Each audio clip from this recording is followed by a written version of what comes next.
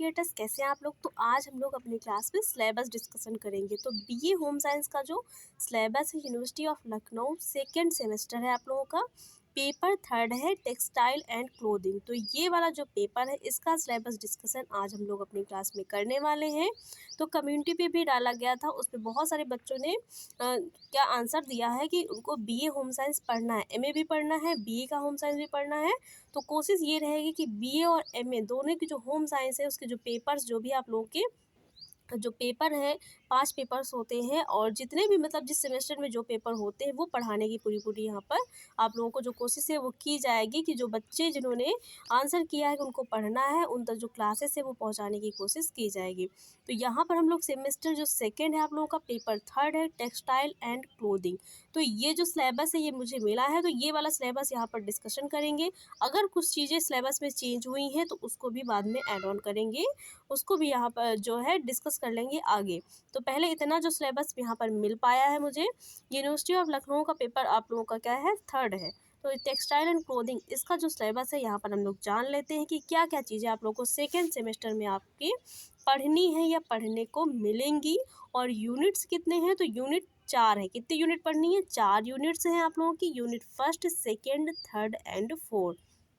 तो यहाँ पर 4 यूनिट है, और इन 4 यूनिट में जो पहली यूनिट है वो टेक्सटाइल फाइबर्स, मतलब टेक्सटाइल के जो फाइबर्स हैं वो पढ़ने हैं, उनका क्लासिफिकेशन एंड प्रॉपर्टीज़ पढ़नी है, वर्गीकरण पढ़ना है, विशेषताएं पढ़नी है। विशेषताएं कौन कौन सी होंगी, रासायनिक विशेषताएं, भौतिक विशेषताएं और माइक्रोस्कोपिक जो स्कोपिक विशेषता है वो पढ़नी है। उसके अलावा प्रोडक्शन पढ़ना है कि किस प्रकार से जो टेक्सटाइल फाइबर उनका प्रोडक्शन होगा, मैन्युफैक्चरिंग होगी, इम्पॉर्टेंस क्या है फॉलोइंग टेक्सटाइल्स फाइबर, और इसके अंदर कौन कौन से फाइबर आप लोगों को पढ़ने को मिलेंगे। तो 2 प्रकार के फाइबर पढ़ेंगे, नेचुरल भी पढ़ेंगे और मैन मेड भी पढ़ेंगे। तो नेचुरल में कौन कौन से आएंगे, कॉटन आएगा, लिनेन आएगा, वूल एंड सिल्क आएगा। तो नेचुरल जो फाइबर्स होते हैं उसमें कॉटन होगा, लिनन होगा, वूल होगा एंड सिल्क होगा। तो ये जो 4 फाइबर है वो नेचुरल में आएंगे। ये चारों फाइबर यहाँ पर पढ़ने को आप लोगों को मिलेंगे, क्योंकि क्वेश्चन आपके एग्जाम में सारे जो सिलेबस है उसी से आता है। यूनिट जितने भी दिए हैं उनके अंदर से आपके एग्जाम में क्वेश्चन बनते हैं। तो मैन मेड फाइबर में कौन कौन से फाइबर पढ़ने हैं, नायलॉन पढ़ना है, रेयॉन पढ़ना है, पॉलिस्टर पढ़ना है एंड एक्रिलिक पढ़ना है। तो ये सारी जो चीज़ें हैं आप लोगों को पढ़नी है यूनिट फर्स्ट में। आते हैं यूनिट सेकेंड में। तो यूनिट सेकेंड आप लोगों का क्या है, यूनिट सेकेंड में आप लोगों को पढ़ना है यार्न कंस्ट्रक्शन। क्या पढ़ना है, धागे का जो निर्माण है वो पढ़ना है। तो उसमें क्या होगा, मैकेनिकल एंड केमिकल स्पिनिंग होगी, मतलब धागे का निर्माण मशीनों भौतिक कताई से होगा, या फिर कहें यांत्रिक जिस प्रकार से होता है यांत्रिक प्रक्रिया के द्वारा, और रासायनिक प्रक्रिया के द्वारा होता है, स्पिनिंग कताई के द्वारा होता है।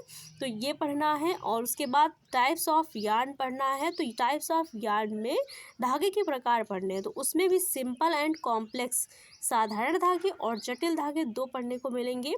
उसके बाद इसी में पढ़ना है यार्न ट्विस्ट एंड काउंट, मतलब यार्न ट्विस्ट क्या होगा, धागा बन गया, सरल और जटिल धागे भी पढ़ लिए।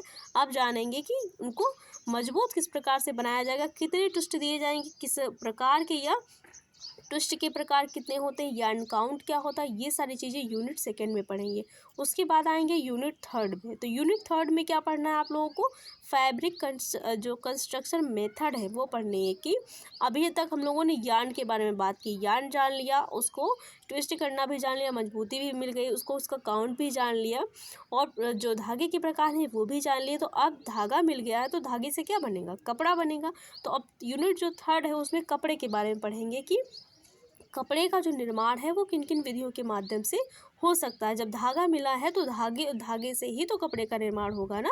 तो धागा मिल गया, अब धागे से कपड़े का निर्माण किस प्रकार से किया जाएगा तो वो पढ़ेंगे। इसमें क्या पढ़ना है हम लोग को, फेल्टिंग पढ़ना है, ब्रेडिंग पढ़ना है, नीटिंग पढ़ना है।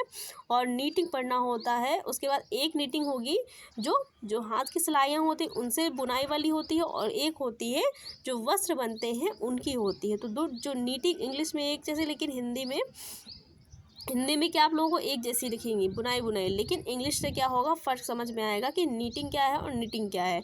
तो इसके बाद वीविंग भी पढ़नी है, और classification of weaves with special reference to simple weaves. मतलब यहाँ पर क्या पढ़ना है आप लोगों को, क्लासिफिकेशन भी पढ़ना पड़ेगा। बुनाई के जो प्रकार हैं वो भी यहाँ पर देखने को मिलेंगे कि सिंपल वेव्स कौन सी होती हैं और कॉम्प्लेक्स वेव कौन सी होती है, मतलब जो बुनाई होती है वो कितने प्रकार की होती है, ये सारी जो चीज़ें हैं वो, या जो फाइबर कंस्ट्रक्शन से जो जितने भी मेथड्स हैं वो सारी चीज़ें यहाँ पर यूनिट 3 में पढ़ने को मिलेंगी।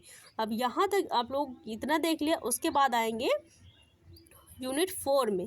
धागा देख लिया, धागे से जो रेशा है उसको देख लिया, कौन कौन सी रेशे होते हैं, नेचुरल और मैन मेड, वो भी देख लिए। उसके बाद रेशे से धागा भी बनाना देख लिया कि उसमें क्या होगा, ये भी जान लिया। अब धागे से कपड़ा बनाना भी जान लिया। कपड़ा बन गया है तो उसको किस प्रकार से अच्छा दिखाना है, मजबूती प्रदान करनी, आकर्षक दिखाना है। तो ये सारी जो चीज़ें हैं वो यूनिट 4 में पढ़ेंगे। किस में पढ़ेंगे, यूनिट 4 में पढ़ेंगे कि अब कपड़ा बन के तैयार हो गया है तो उसे आकर्षक किस प्रकार से बनाना है, उसमें चमक किस प्रकार से लानी है। तो जितने भी फैब्रिक जो फिनिशेस हैं, जो परिसज्जाएँ हैं, वो यूनिट 4 में आकर के हम लोग को पढ़नी है। उसमें बेसिक में आएगा, जो बेसिक जो फिनिशिंग है वो कौन सी है, सिंजिंग है, बीटलिंग है, शेयरिंग है, साइजिंग है, टेंटरिंग है, ब्लीचिंग है, कैलेंडरिंग है एंड मर्सराइजिंग है। तो ये सारी जो बेसिक जो फिनिशेस हैं या फिर कहें परिसज्जाएँ हैं वो यहाँ पर पढ़नी है। उसके बाद आएगा टेक्सचराइजिंग, तो इसमें एम्बॉजिंग पढ़नी है, बोरिंग एंड नैपिंग पढ़नी है। तो ये सारी जो परिसज्जाएँ हैं, इस वाले जो पॉइंट कहें या फिर कहें कि टॉपिक इस वाले इसके अंतर्गत आएंगे। उसके बाद फंक्शनल में क्या होगा, जो फंक्शनल रूप से क्या करती हैं, वस्त्र के ऊपर वर्क करती है, वो कौन सी होगी, वाटर रेजिस्टेंट एंड रिपेलेंट और flame retardant, soil and stain resistant, moth proofing finishes. तो ये सारी जो चीज़ें हैं वो फंक्शनल के अंतर्गत आएंगी। वाटर रेजिस्टेंट एंड रिपेलेंट दोनों डिफरेंट हैं, और जो फ्लेम रिटार्डेंट है वो भी डिफरेंट है, सोल एंड स्टेन जो रेजिस्टेंट है, मूथ प्रूफिंग है, ये सारी जो चीज़ें हैं वो अलग अलग हैं। तो यहाँ पर हम लोग जब यूनिट वाइज जब पढ़ेंगे तो आएंगे, तो उसके बाद ये जो सारी चीज़ें एक एक टॉपिक हम लोग कवर करेंगे, जिससे आप लोग को पूरा जो पेपर 3 है वो एकदम क्लियर हो जाएगा। कोई भी ऐसा जो पॉइंट है वो नहीं रह जाएगा जो आप लोगों को समझ में ना आए। तो सारी चीज़ें यहाँ पर आप लोगों को धीरे धीरे करके क्या है प्रोवाइड की जाएंगी, आपके एग्ज़ाम तक सारी चीज़ें कवर करा दी जाएंगी। उसके बाद 6 टॉपिक है आप लोगों का डाइंग एंड प्रिंटिंग। कपड़ा बन गया, परिसज्जाएँ हो गई, सब कुछ हो गया। अब क्या होगा, उस पर डाइंग की जाएगी, प्रिंट की जाएगी, रंगाई और छपाई की जाएगी, वस्त्र को और भी आकर्षक और रंग उसको प्रदान किया जाएगा। तो डाइंग और प्रिंटिंग में क्या होगा, टाइप्स ऑफ डाई पढ़ने हैं कि जो डाइस होती हैं वो कितने प्रकार की होती है। जनरल थ्योरी ऑफ डाइंग पढ़नी है कि जो डाइस की जनरल थ्योरी है वो क्या है, टाई एंड डाई पढ़ना है, बाटिक पढ़ना है।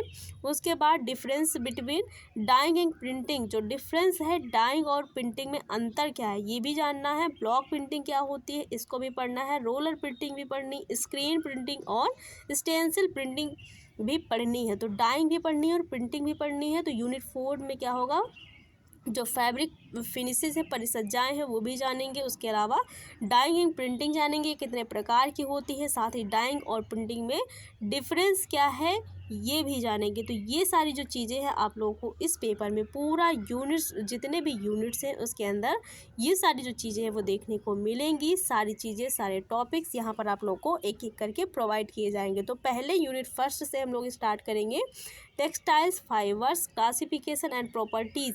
ये जो टॉपिक है पहला आप लोगों का नंबर 1 पे है, इससे हम लोग स्टार्ट करेंगे। केमिकल, फिजिकल एंड माइक्रोस्कोपिक जो चीज़ें हैं इनको यहाँ पर हम लोग अपनी क्लास में, नेक्स्ट क्लास में यहाँ से टॉपिक स्टार्ट करेंगे और सारी चीज़ें यहाँ से जो है करना शुरू कर देंगे, जिससे आप लोगों का जो पेपर 3 है वो यहाँ से आप लोगों को समझ में आने लगी। और यूनिट वाइज जो चीज़ें हैं वो हम लोग यहाँ पर करेंगे। तो अगर आप लोगों को और कोई पेपर भी पढ़ना है तो आप लोग सजेस्ट कमेंट कर सकते हैं नीचे कमेंट बॉक्स में कि आप लोगों को कौन सा पेपर पढ़ना है, पेपर का नाम और अपना जो सेमेस्टर है उसको कमेंट करिएगा। साथ ही सेमेस्टर के साथ ये भी कमेंट करिएगा कि आप बीए का पढ़ना चाहते हैं या फिर एमए का। तो सारी चीज़ें आप लोगों को जो क्लास है वो प्रोवाइड की जाएगी। बहुत कम क्लासेस ऐसे हैं जो होम साइंस के बच्चों को मिलती है बीए और एमए की, क्योंकि बहुत सारी ऐसी मुश्किलें मुझे भी झेलनी पड़ी कि अगर कोई टॉपिक मान लीजिए नहीं समझ में आता है, क्योंकि रेगुलर जो दूर के बच्चे होते हैं वो अप डाउन नहीं कर पाते हैं, तो उनके लिए सारी जो सुविधाएं हैं एक तरीके से कहिए फ्री में सब कुछ पढ़ाया जाए, कुछ भी पेमेंट या कुछ चार्ज वार्ज नहीं है, बिल्कुल सारी क्लासेस फ्री में है, सब कुछ फ्री में है। जो पीडीएफ है वो भी फ्री में प्रोवाइड किया जाएगा। तो अगर आप लोगों ने अभी तक हमारे टेलीग्राम चैनल को ज्वाइन नहीं किया तो टेलीग्राम चैनल को ज्वाइन कर लीजिए। Home science by Priyanka ma'am search करेंगे तो वहाँ पर आप लोग टेलीग्राम चैनल से जुड़ जाएंगे। हालांकि वीडियो के डिस्क्रिप्शन में आपको टेलीग्राम का जो लिंक है वो जो प्रोवाइड कर दिया जाएगा, वहाँ से भी आप टेलीग्राम चैनल से जुड़ सकते हैं। ये जो आप लोगों को पेपर का जो पीडीएफ है वो भी वहाँ पर सिलेबस का जो पीडीएफ है वो प्रोवाइड कर दिया जाएगा। सारी चीज़ें वहाँ पर, क्लास का लिंक और क्लास का पीडीएफ, साथ ही आप लोगों को जो सिलेबस का पीडीएफ है, ये सारी चीज़ें वहाँ पर आप लोगों को मिल जाएंगी फ्री ऑफ कॉस्ट। कोई कॉस्ट नहीं है, केवल ज्वाइन करना है और आप लोगों को पढ़ना है। बस पढ़ते रहिए, आगे बढ़ते रहिए, ये सारी चीज़ें आप लोगों को वहीं पर मिल जाएंगी। तो गाइस, आप लोगों को क्लास कैसी लगी? अगर क्लास अच्छी लगी हो तो वीडियो को लाइक शेयर, चैनल को सब्सक्राइब करिएगा। Thanks for watching.